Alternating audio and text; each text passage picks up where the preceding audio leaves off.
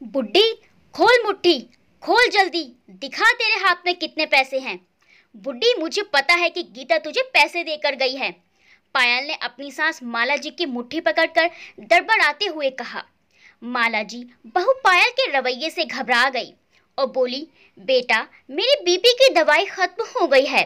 ये थोड़े पैसे मैंने अपनी दवाई के लिए रखे हैं। भगवान के लिए मुझ पर थोड़ी दया कर, ये पैसे मेरे पास ही रहने दे।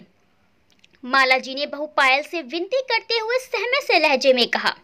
बुड्ढी, नहीं देगी तू मुझे पैसे, रुक, ऐसे नहीं मानेगी तू। इतना कहकर पायल दौड़ती हुई किचन में जाती है और बेलन लेकर आती है।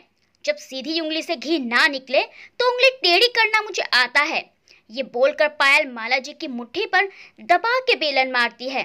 बेलन इतनी जोर से लगता है कि उनकी चीखें निकल जाती हैं। इस तरह पायल जोर जबरदस्ती करके, जुल्म करके अपनी सास माला जी से सारे पैसे छीन लेती है, जो उनको गीता जी अपनी बहू के कपड़े की सिलाई के देकर गई थी। बुड्ढी, मुझसे चालाकी कर रही थी, तुझे पता नहीं है कि मैं उड़ती चिड़िया के भी पर गिन लेती हूँ। पायल बड़बड़ाती हुई अपने कमरे में चली जाती है। इधर माला जी रो पीट कर अपना हाथ पकड़कर तड़पती रह जाती हैं। हाथ का दर्द जैसे ही कम होता है, वैसे ही माला जी फिर से अपनी सिलाई मशीन पर आकर बैठ जाती हैं और कपड़े सीने लगती हैं। कपड़े सीते सीते उन्हें शाम हो चली थी। उन्हें याद आता है कि अभी रात का खाना भी तो बनाना है। इससे पहले बहू सोकर उठे और उन पर फिर से चिल्लाना शुरू कर दे, बहू के भय से फिर वो किचन में रात का खाना बनाने चली जाती हैं। पायल जैसे ही सोकर उठती है, खाने का पूछने के लिए माला जी को फिर से आवाज लगाती है। बुड्ढी, अरे ओ बुड्ढी, कहाँ मर गई? खाने में क्या बनाया है आज? जल्दी से खाना लेकर आ, भूख के मारे पेट में चूहे दौड़ रहे हैं। और तेरा बेटा भी ऑफिस से आने वाला होगा, उसके लिए भी लगा देना खाना। माला जी पहले पायल के लिए खाना लाती हैं, फिर अपने बेटे के लिए भी थाली लगा देती हैं। थू थू, छी, इतना कड़वा जहर नमक। बुड्ढी, पूरा नमक का डब्बा ही उड़ेल दिया था कि सब्जी में नमक डाला है, नमक में सब्जी डाली है। बुड्ढी का किसी काम में ध्यान ही नहीं है। ले जा इसे उठाकर और मेरे लिए कुछ और बना कर ला। माला जी सहमे हुए थाली उठाकर ले जाती हैं और दूसरी सब्जी बनाने लगती हैं। उनका बेटा रवि ऑफिस से आकर खाना खाकर अपने कमरे में जाने वाला होता है। तभी माला जी डरते डरते बोलती हैं, बेटा, मेरी दवाई खत्म हो गई है, मुझे कुछ पैसे दे दे, मैं कल जाकर ले आऊंगी। रवि कहता है, पैसे दे दे? क्या मतलब?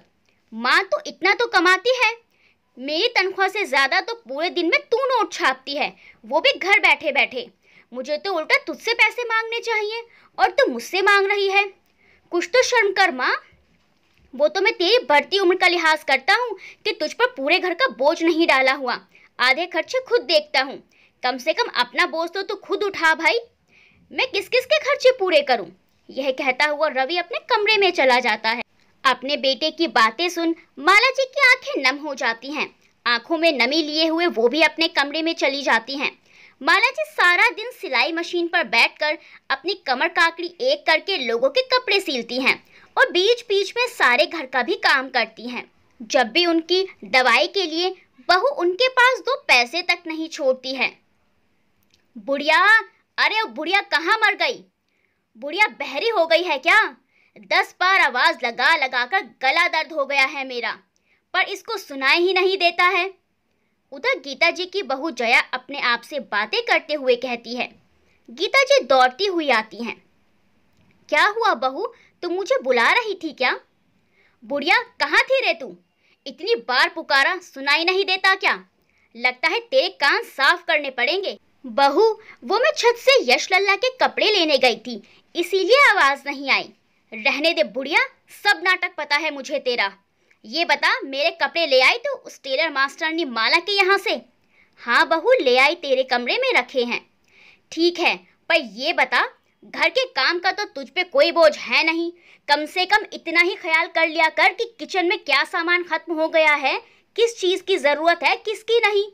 घर में आलू और टमाटर खत्म हो गए हैं, ये ले पैसे, और सुबह सबसे पहले मंडी से सब्जी ले आना। ठीक है बहू कहकर गीता जी भी अपने कमरे की ओर चल पड़ती हैं। उतने में जया पीछे से बोलती है, सुबह जल्दी आना जाना करना बुढ़िया, कभी रास्ते में कोई गली मोहल्ले की मिल जाए और तू वहीं जमकर खड़ी हो जाए। पता है ना, यश तेरे बिना रोने लगता है। बाप रे, जब ये रोता है तो मेरा सर फटता है। अब खड़ी खड़ी सोच क्या रही है, चली जा। गीता जी सुबह सवेरे उठते ही मार्केट से सब्जी लाने चली जाती हैं। गीता जी जैसे ही मार्केट से सब्जी लेकर वापस आती हैं तो देखती है यश पूरी तरह रो रहा होता है और जया आराम से अपने कमरे में टीवी देख रही होती है। वह तुरंत यश को गोदी में उठाती हैं और नन्हे मुन्ने 2 साल के यश को तरह तरह के खिलौने दिखा के चुप कराने का प्रयास कर रही होती हैं। इतने में जया कमरे से बाहर आती है और सब्जी की थैली देखते हुए कहती है, ओहो, हरी मिर्ची मंगाना तो भूल ही गई मैं।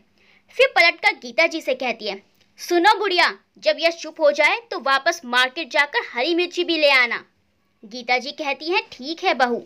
शाम को गीता जी सहन में बैठकर यश को केले की खीर खिला रही होती हैं। तभी जया कपड़ों का थैला हाथ में लिए आती है और गीता जी से कहती है, ओ बुढ़िया, तेरी उस टेलर मास्टरनी ने इस बार मेरे सारे कपड़ों का सत्यानाश कर डाला। हाय रे, मेरे इतने महंगे महंगे सूट मेरी प्यारी माँ ने मुझे दिए थे, सबके सब इतने ढीले सील दिए हैं कि लगता है किसी के मांग कर पहने हैं मैंने।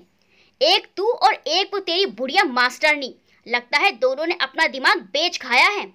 कपड़ों का थैला गीता जी के मुंह पर फेंकते हुए कहती है, इसे खीर खिलाने के बाद लेकर जा उसके पास और ठीक करवा कर ले आना।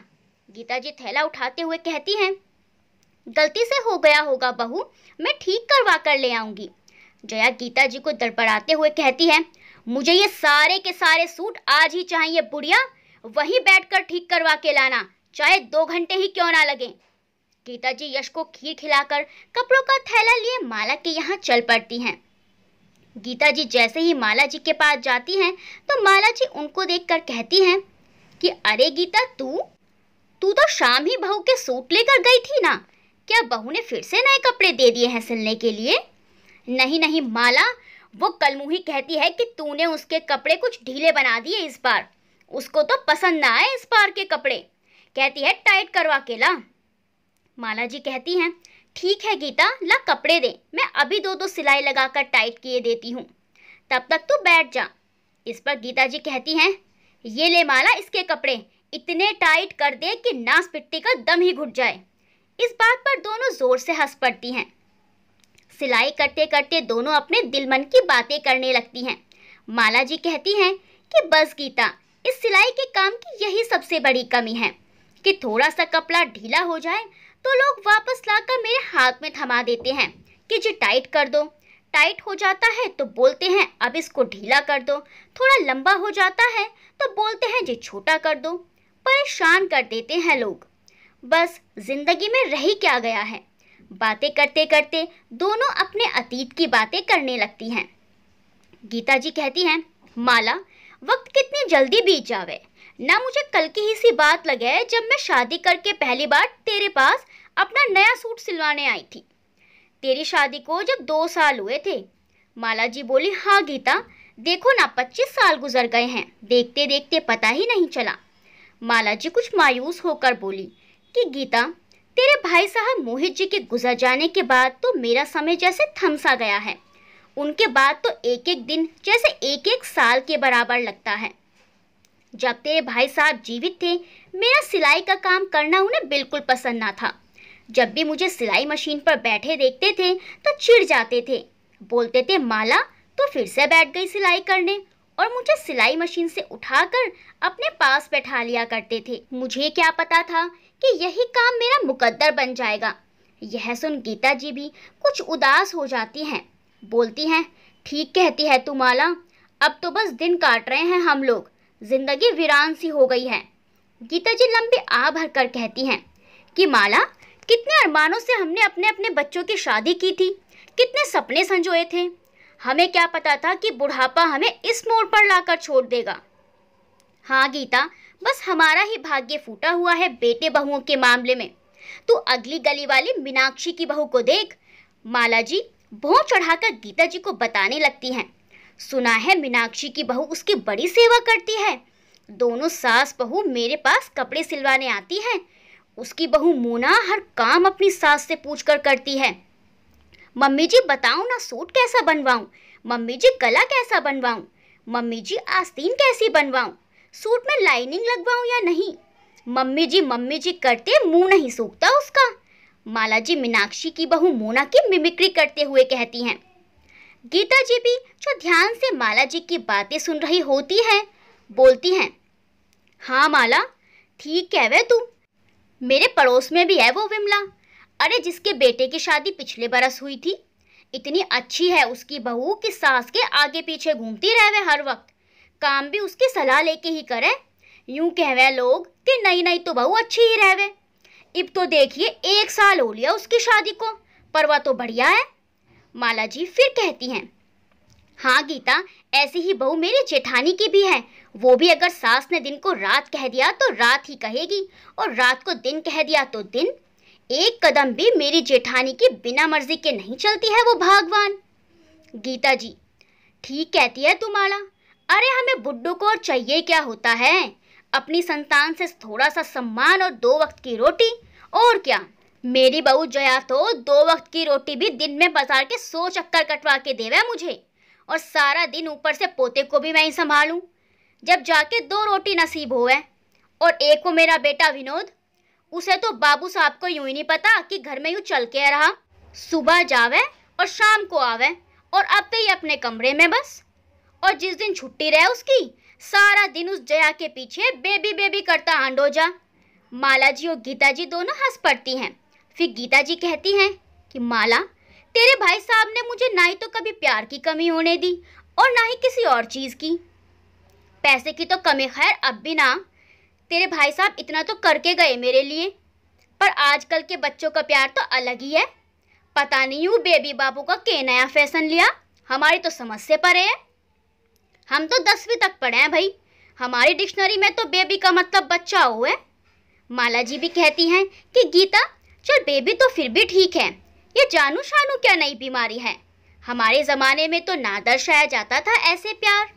बात करते करते अचानक गीता जी की नज़र माला जी के सूजे हुए हाथ पर पड़ती है, तो वह माला जी का हाथ पकड़ते हुए कहती हैं, ये तेरे हाथ को क्या हुआ?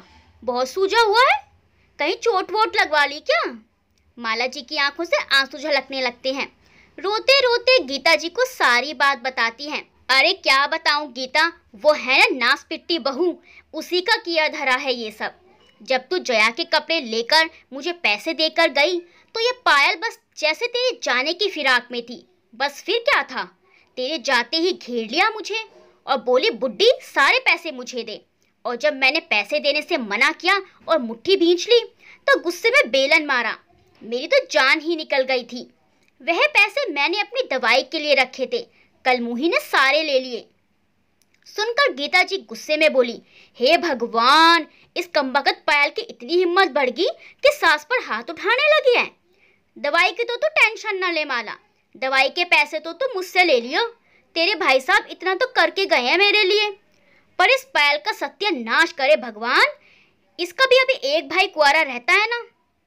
भगवान से विनती कर माला कि इसके घर में भी ऐसी बहू आवे और इसकी माँ के साथ ऐसा ही बर्ताव करें, तब इसकी अकल ठिकाने लगेगी। मेरी भी बहू ऐसी ही है, जब उसकी भाभी उसकी माँ को परेशान करे तो आंसू भी ना रुकते उसके, खाना भी ना खाती टेंशन में, मुंह भी लटक जावे, और यहाँ अपनी ससुराल में अपनी सास को इतना परेशान करे और जुल्म उठावे। माला जी भी गीता जी की बातों में हाँ में हाँ मिलाकर कहती हैं। गीता ना जाने आजकल के माँ बाप अपनी बेटियों को कैसे संस्कार और परवरिश देते हैं, जो ससुराल में जाते ही सास ससुर पर अत्याचार करने लगते हैं। हाँ माला, ठीक बात है। अच्छा तू ये बता कि ये घाव तूने रवि को ना दिखाए? माला जी सर झुकाकर कहती हैं, कहाँ गीता, बहू तो फिर भी गैर है, यहाँ तो अपनी ही संतान अपनी नहीं, वो तो खुद पायल के हाथों की कठपुतली है। ऐसी संतान से क्या ही सुख दुख बांटा जा सकता है। ठीक कहती है तू माला। माला जी लंबी सांस लेकर कहती हैं, गीता सारी जिंदगी निकल गई सिलाई मशीन पर बैठे बैठे, कमर काकड़ी एक करते करते, अब तो आंखों से भी कम दिखने लगा है, और बैठे बैठे वजन भी बढ़ रहा है वो अलग। अब तो बस ऐसा मन करता है कि सब छोड़ छाड़ कर कहीं दूर वादियों में निकल जाऊं। गीता जी बीच में ही बोल पड़ती हैं, तो नेक काम में देरी कैसी, चल निकल पड़ते हैं दोनों। हाँ गीता, चल कहीं गोवा या पहाड़ों पर चलते हैं, कहीं दूर। ना ना, पानी से तो मुझे बहुत डर लगे। हाँ, पहाड़ बहुत पसंद है मुझे, माला जी मन महसूस कर कहती हैं। अरे पगली, मैं तो मजाक कर रही थी, तू तो सीरियस ही हो गई। ऐसे घर छोड़कर कहाँ जा सकते हैं हम लोग, और फिर मेरा काम भी तो मेरा पीछा नहीं छोड़ता। देख माला, तू काम को मार गोली। और किस घर की बात कर रही है तू, जहाँ 2 वक्त की रोटी के लिए बहू बेटे का मुंह ताकना पड़े। इनके आवभगत करके तब जाके 2 सूखी रोटी मिला खाने को। गोली मार ऐसे घर को भी। देख, बाहर जाने का आइडिया तेरा था, पर अब तो मैं घनी सीरियस होगी। अब तो तुझे चलना ही पड़ेगा, वो भी हफ्ता भर के लिए ना, हमेशा हमेशा के लिए, माला जी कुछ सोचते हुए कहती हैं। पर गीता, हम जाएं कहाँ और करेंगे क्या, रहेंगे कहाँ? अरे माला, तू क्यों चिंता करती है? अभी भगवान की दया से हमारे हाथ पैर सही सलामत हैं। क्या हम 2 वक्त की रोटी खुद कमा के ना खा सकते? भाई, तेरे पास हुनर है और मेरे पास पैसा, और फिर मैं भी तो क्रोशे के जर्सी स्वेटर अच्छे बुनूं। तू सिलाई करना और मैं स्वेटर बुनूंगी, बस, और क्या। और रही बात रहने की, तो वो तो मुझ पर छोड़ दे। तेरे भाई साहब जो 25 गज की दुकान मेरे नाम छोड़ के गए हैं, उसके ना जाने कितने ग्राहक लगे हुए हैं। वो पिछली गली वाला मनीष भी अच्छे दाम में खरीदने के लिए कब से तैयार है। वो तो मैं अभी तक बेच ना रही, ये सोच के कि इसे कभी जरूरत पड़ने पे बेचूंगी, पर अब लगता है वो जरूरत आन पड़ी है। माला जी पूछती हैं कि गीता, तू अकेले ये सब कैसे करेगी?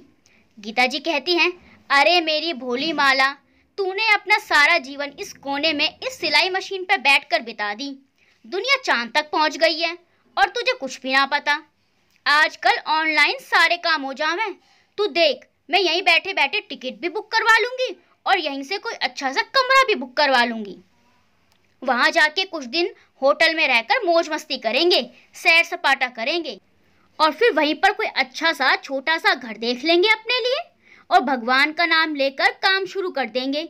माला जी आश्चर्यचकित होकर कहती हैं, अरे वाह रे गीता, तू तो बड़ी स्मार्ट निकली। गीता जी भी अकड़ते हुए बोलती हैं, और क्या, तेरी बहन ने ये बाल यूं ही धूप में सफेद ना किए। फिर दोनों हंस पड़ती हैं।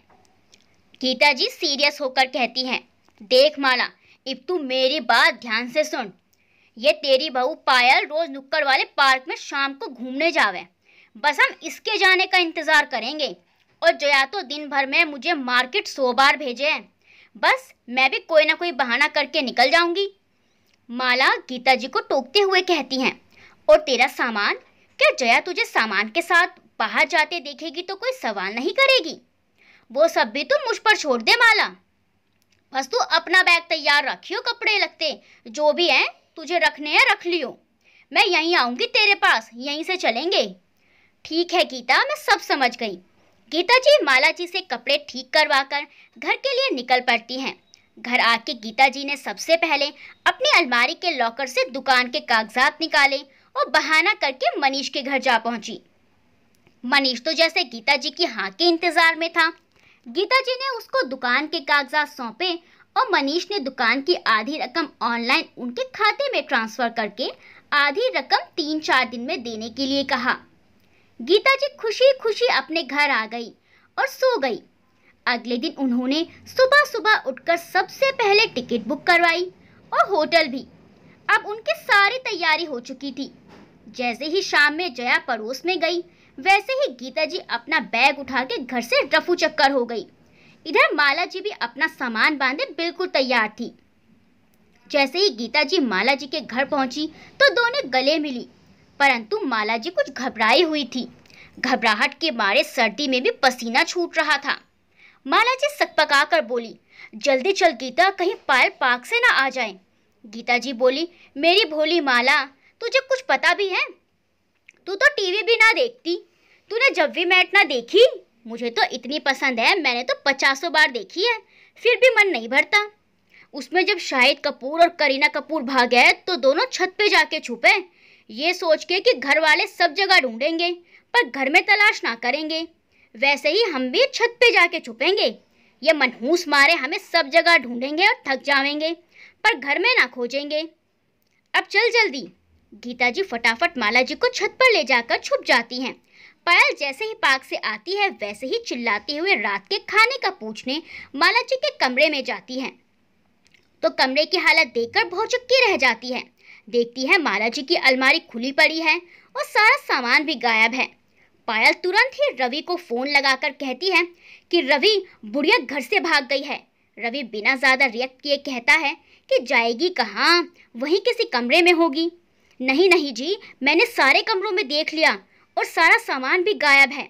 रवि भी अब पायल की बात सुन चौंक जाता है और फटाफट घर के लिए निकल पड़ता है। उधर रवि को सूचित करने के बाद पायल अपने भाई को फोन खटकाती है और बोलती है, भाई, बुड्ढी आज मौका लगा के घर से भाग निकली है। जा अपने दोस्तों के साथ और जल्दी जाकर सब जगह ढूंढ उसको। बुड्ढी सोने का अंडा देने वाली मुर्गी थी। एक सूट के पूरे 300 रुपये लेती थी। घर का आधा खर्च तो वही उठाती थी, वरना तेरे जीजा जी की इतनी इनकम कहाँ जो घर का पूरा हो सके। इसलिए बुड्ढी को हाथ से मत जाने देना, जहाँ भी मिले उसकी चोटी पकड़कर खींच कर लाना। इतना बोलकर पायल गुस्से में फोन पटक देती है। उसका खुराफाती दिमाग हर तरफ दौड़ रहा होता है। तभी उसका ध्यान गीता जी की तरफ जाता है और वह दौड़ी दौड़ी गीता जी के घर भागती है, जो कि 4 गली छोड़कर था। जया, ओ जया! पायल सकपकाते हुए जया को पुकारती घर में घुसती है और कहती है, अरे जया, तुम यहाँ बैठी आराम से खाना ठूस रही हो। क्या तुम्हें पता है कि तुम्हारी सास घर पे है या नहीं? जया उंगलियां चाटते हुए कहती है, वो बुढ़िया घर पर तो है नहीं, गई थी बाहर, अभी तक तो नहीं आई है और आएगी भी नहीं, क्योंकि मुझे लगता है वह भी मेरी सास की तरह तुझे चूना लगाकर भाग गई है। पायल जया से कहती है, भाई जरा चलकर कमरा तो देख बुढ़िया का। दोनों गीता जी के कमरे की तरफ लपकती हैं तो देखती है कि गीता जी के कमरे का भी वही हाल था जो माला जी के कमरे का था। यह देख जया भी अपने पति को सूचित करती है और दोनों को ढूंढने के लिए कहती है। पायल कहती है कि यार जया, मैं तो सोच सोच कर परेशान हूँ कि मेरे घर का खर्च कैसे चलेगा। इस पर जया कहती है कि तू घर की बात छोड़ पायल, कम से कम रवि भाई साहब कमाते तो हैं, पर तू मेरी सोच, मेरा लल्ला तो अपनी दादी के बिना रह ही नहीं पाता। वह तो रो रो कर पूरा घर सर पर उठा लेगा।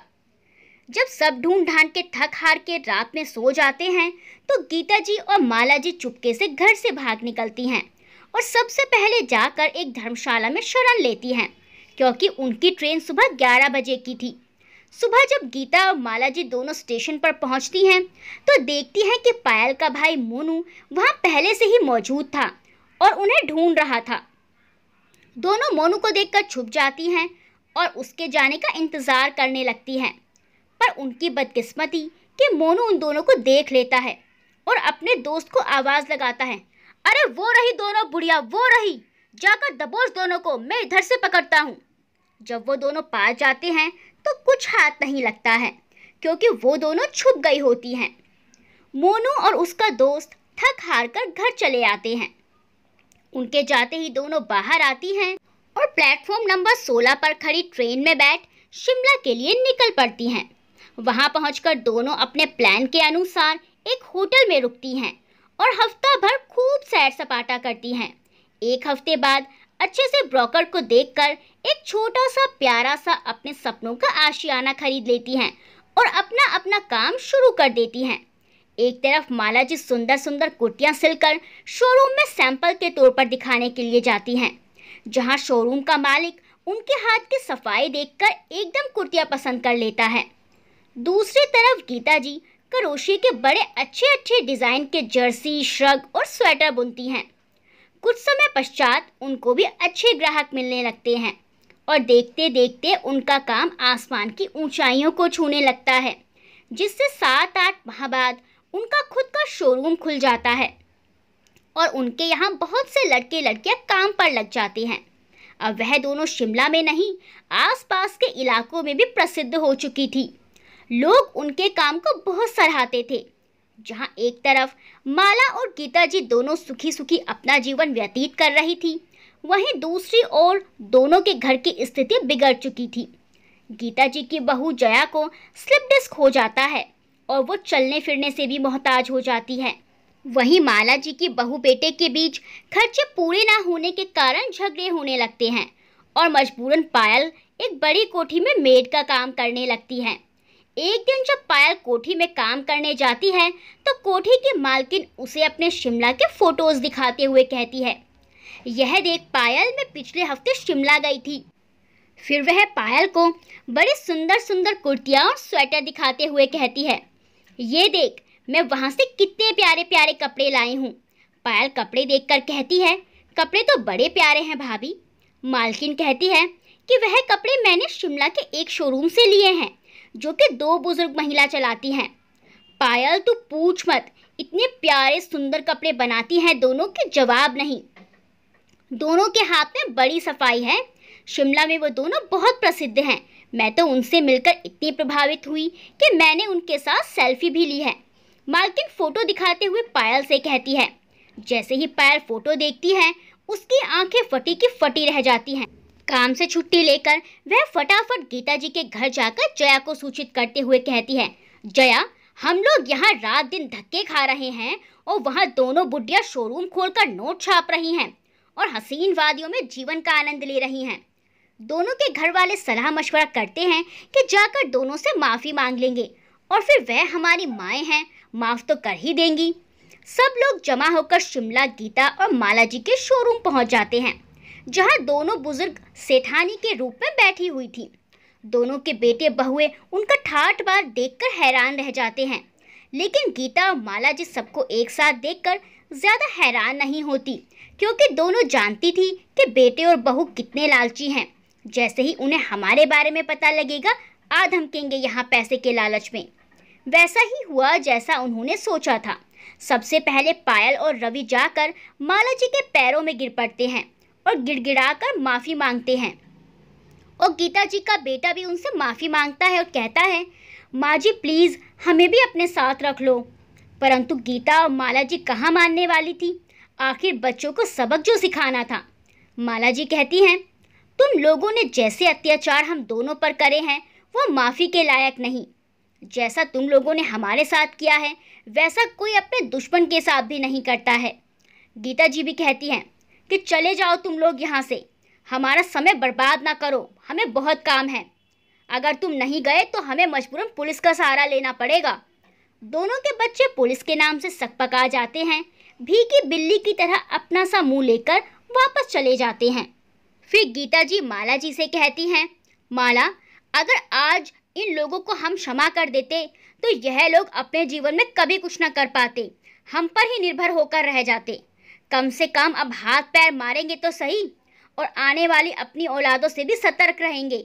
माला जी भी कहती हैं, फिर इनका कोई भरोसा नहीं कि हम पर पहले की तरह अत्याचार ना करते।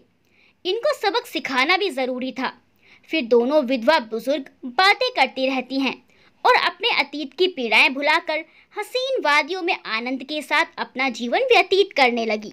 दोस्तों, कहानी के बारे में आपकी क्या राय है कमेंट सेक्शन में बताएं और वीडियो को लाइक करना बिल्कुल ना भूलें।